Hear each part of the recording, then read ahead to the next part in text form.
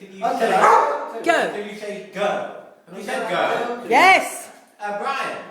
Yes, what have I been reading? I've been reading Mrs Oliphant Hester, and when Phil suggested that I might join him there editing it, several years ago, it seemed as though Hester, as a novel about a girl who can't choose between various rather unsuitable suitors, was really in its concern with the collapse of a bank, a historical document. And now, this is the extraordinary thing about literature. Suddenly, years later, it seems fantastically up to date and contemporary and relevant. Horrid word that I don't really approve of anyway, but still it does. And teaching it this afternoon, people got fantastically excited about it because it is, of course, about that big shift in banking from keeping large amounts of money in reserve as collateral and investing only in government bonds offered by different governments to speculation on the stock exchange.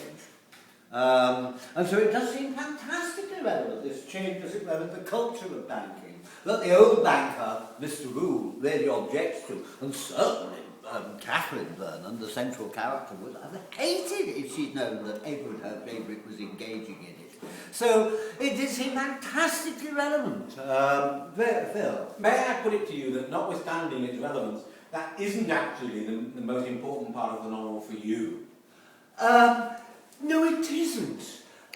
Because it's in the end, what's involved in the characters and the moral decisions that they actually make.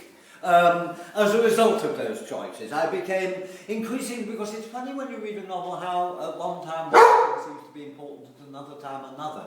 And Edward did seem to me compulsively interesting today. This figure who is loved and trusted by Catherine Vernon because he's the son she never had. And she hates Hester because Hester is like a kind of competitor for Edward, the child she might have had, but she prefers Edward as the possible son. And to that extent it's mother love, which then becomes the corrupting influence on her. Whereas Hester found it comparatively easy to break with Edward simply as a love relationship. Now, you've been reading another book